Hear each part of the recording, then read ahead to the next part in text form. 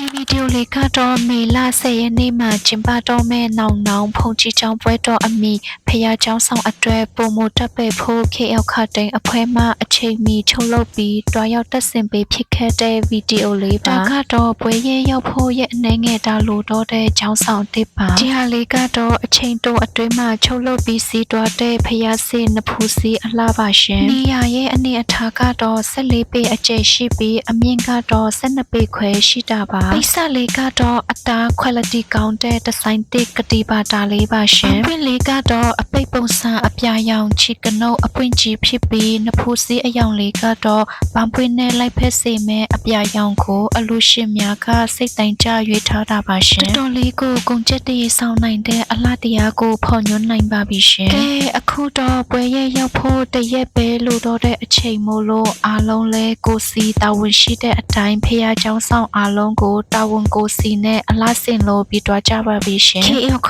တိန်အားယုံကြည်စွာလာရောက်အားပေးခဲ့ကြတဲ့ဆောက်ထွေးတို့ရဲ့အလို့ရှင်အဖွဲ့များအားလုံးကိုလည်းကျေးဇူးအထူးတင်ရှိပါတယ်ရှင်ခန်းစီလိုက်ကအကြောင်းလေးတွေကိုအမြဲတမ်းတင်ဆက်ပေးမယ် KL ခတိန် page လေးကိုလည်း like and subscribe လေးလုပ်ထားပေးဖို့ကိုလည်းတောင်းဆိုအပ်ပါတယ်ရှင်